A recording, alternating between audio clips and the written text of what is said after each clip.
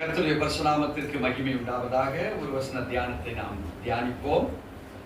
சங்கீதங்களின் புஸ்தகம் 139 சங்கீதம், பக்கம் 757, வசனம் 17வது வசனம் இப்படியாய் சொல்லுகிறது: தேவனே, உமது ஆலோசனைகள் எனக்கு எத்தனை அருமையானவைகள், அவைகளின் தொகை எவ்வளவு அதிகம்.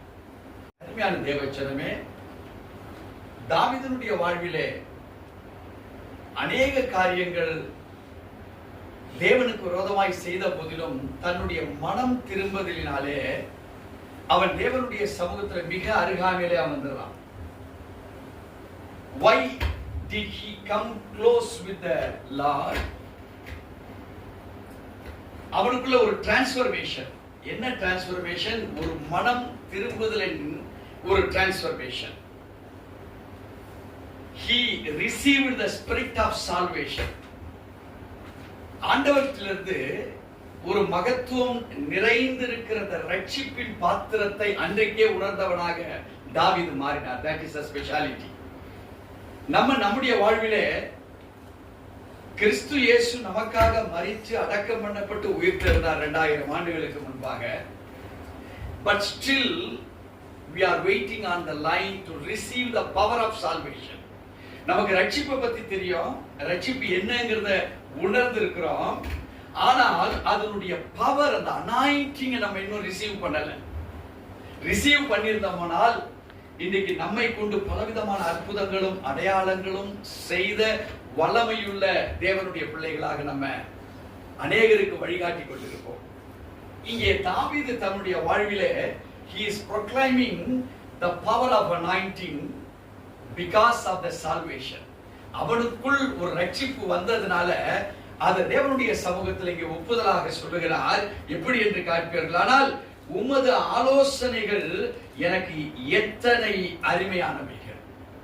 அவனுக்குள் தேவனுடைய அந்த ரட்சிப்பின் அனாயிண்டிங்கை பெற்ற மாத்திரத்துல அவனுக்குள் அந்த ராஜரீகத்தினுடைய அனுபவங்கள் மாற ஆரம்பிச்சது.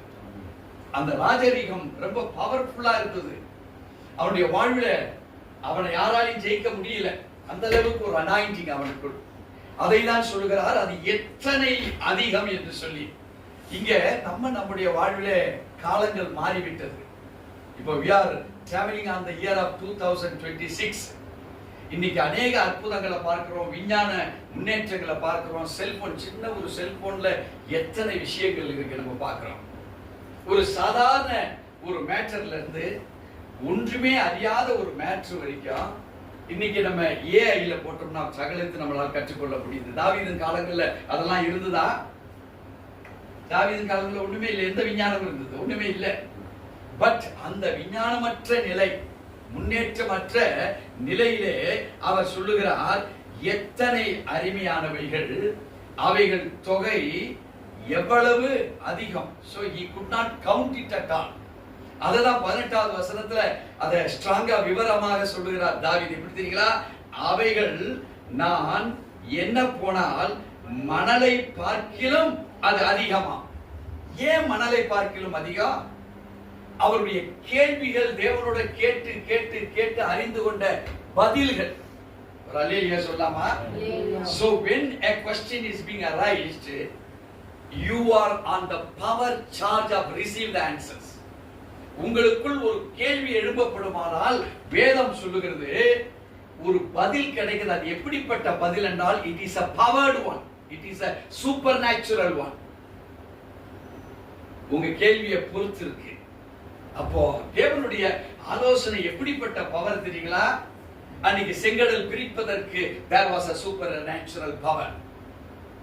தண்ணி கேட்டார்கள், கண்மலையை பிளந்து அங்கிருந்து தண்ணி வந்தது. It is because of the supernatural power. யோர்தானை கடப்பதற்கு அங்கே பெட்டியை தூக்கினவர்கள் ஆசாரியர்களாக கால் பட்டவுடனே அந்த யோர்தான் நதி ரெண்டாக பிரிந்தது. It was the supernatural power. எரிகோ கோட்டை இவங்க எந்த கோடாலி எடுத்தோ எந்த கடப்பாரி எடுத்தோ இடிச்சாங்களா? இல்ல. There was only 7 days prior coming over the Jericho walls. யாராவது உங்க வீட்டு பக்கத்துல இருக்கிற ஒரு காம்பவுண்ட் போய் சுத்திட்டு வாங்க, 7வது நாள் விழுந்துருமா? அது உங்களுக்கு தான் கால் காய்ச்சி போகும், வலிக்கும். ஆனால் எரிகோ கோட்டை என்ன செய்தது?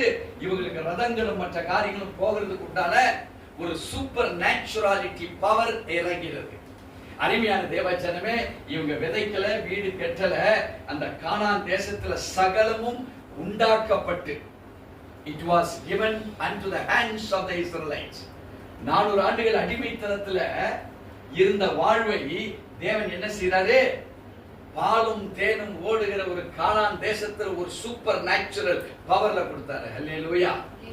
இங்கே தாவீது சொல்லுகிறார், அரசனான தாவீது அதை என்ன கூடுமானால் அது என்ன முடியாது என்று 17வது வசனத்தில் சொல்லுகிற அவருடைய வார்த்தை எப்படி?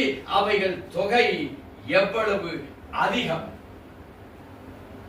நம்ம யாராவது கேட்டக்கூடாது, என்னப்பா அவர் 1000 நன்மை செய்திருப்பாரா அப்படின்னு நம்ம உள்ளத்துல கேட்டக்கூடாதுன்னு சொல்லி வசனத்தை அவரே பதில் சொல்லிடுறார். தாவீது எப்படி சொல்லியிருக்கிறாரு? அவைகள் நான் என்ன போனால். நம்மளுக்கெல்லாம் ஒரு சாட்சியை சொல்றார் தாவீது. தாவீது இல்ல, ஆனா அவருடைய சாட்சி இன்னும் பேசும். அப்ப அது என்ன சொல்லுது பாருங்க, அது மணலை பார்க்கிறோம் அதிகமாம். அதை காட்டில் இன்னொரு ரகசியத்தை சொல்லி சொல்றாரு, நான் விழிக்கும் போது இன்னும் உம்மண்டையிலே இருக்கிறேன். உண்மையுடைய ஆலோசனை கேட்டு நான் நடப்பதனால நான் எங்கேயும் தூரம் போயிட முடியல. சோ நீங்க கொடுக்கிற ஆலோசனை எப்படி? நான் உங்களோடவே இருந்து சேஃபர் செக்ஷன்ல நான் வளர வளர பொறாமை வளருமா வளராதா? வெளியே நீங்க நல்லா இருக்க ஆரம்பிச்சீங்கன்னா ஈக்குவலா பொறாமையும் வளரும். நீங்க செல்வந்தா ஆகினீங்கன்னா உங்களை எப்படி கவுக்கலான்னு பார்ப்பாங்க. நீங்க ஒரு லீடர்ஷிப்பா மாறுகிற பொழுது உங்களை தள்ளிட்டு அடுத்த லீடர் எப்படி வரலாம்னு சொல்லி உன் கூட இருக்கிறவனை சிந்திப்பான்.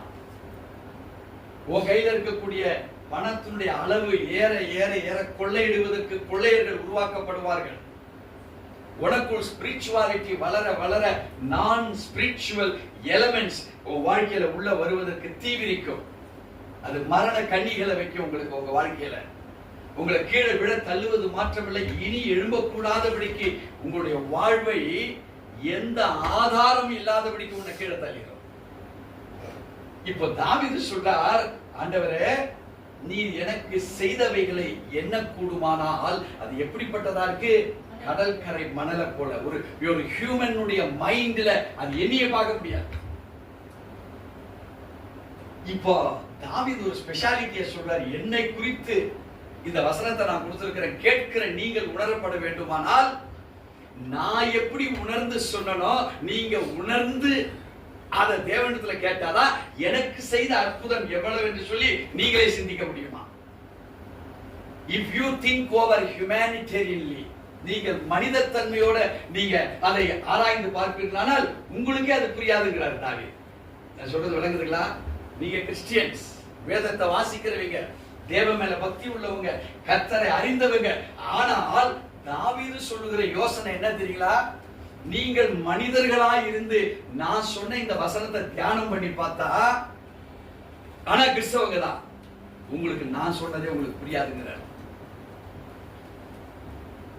பாருங்க, கிறிஸ்தவ வாழ்க்கை நீங்க ஏதாவது புரிந்து கொள்ள வேண்டுமானால் சொல்லி கொடுக்கிறவங்க எந்த கான்செப்ட்ல சொல்லி கொடுக்கிறாங்களோ அந்த கான்செப்ட்ல நீங்க இருந்தாதான் சிங்கர்னஸ் ஆகி அதை கத்துக்கொள்ள முடியும்.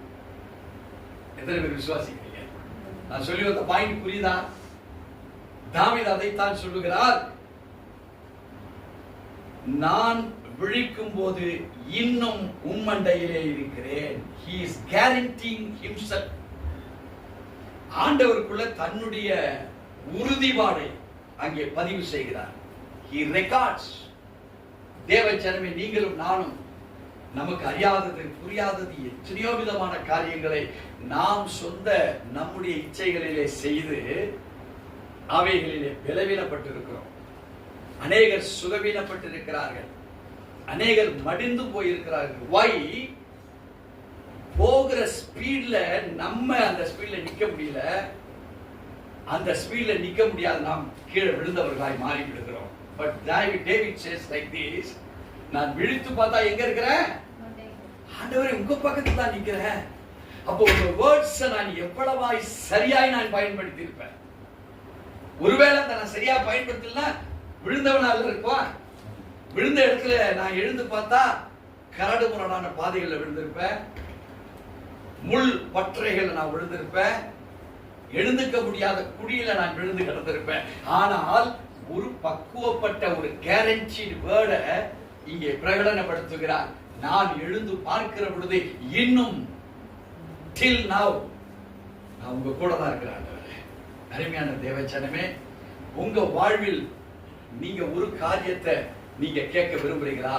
இங்க தாவீது அதே சொல்றாரு, 23வது வசனத்தை சொல்றாரு, தேவனே என்னை ஆராய்ந்து.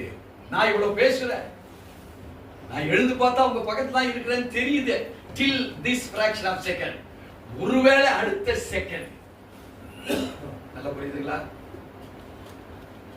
ஒருவேளை அடுத்த செகண்ட் என் வாழ்க்கையில் ஒரு காரியம் நிகழுமானால், தேவனே என்னை ஆராய்ந்து என் இருதயத்தை அறிந்து கொள்ளும், என்னை சோதித்து என் சிந்தனைகளை அறிந்து கொள்ளும், வேதனை உண்டாக்கும் வழி என்னிடத்தில் உண்டோ என்று பார்த்து நித்திய வழியிலே என்னை நடத்தும்.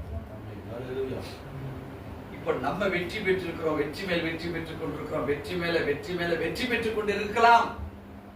பட் ஒன் டைம், நீ எவ்வளவு ஹைட்ல போறியோ ரொம்ப ஜாக்கிரதையா இருக்கணும். சின்ன ஹைட்ல இருந்து விழுந்தா ஒண்ணும் இல்லை, இப்ப அடுத்த ஹைட்டுக்கு போறீங்க, இப்பவும் ஒண்ணும் இல்லை, இன்னும் ஒரு ஹைட்டுக்கு போறீங்க, அப்பவும் ஒண்ணும் இல்லை. பட் ஹியூமனுடைய, மனிதனுடைய ஒரு சேஃப்டி இவ்வளவுதான் ஒரு கணக்கு இருக்கு. நல்லா புரியுதுங்களா?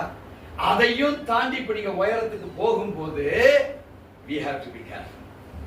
அங்கிருந்து விழுந்தா தேர மாட்டோம். ஆனா மனிதனுடைய சக்திக்கு உட்பட்டு ஏறப்பட்டிருக்கிற உங்க நிலை,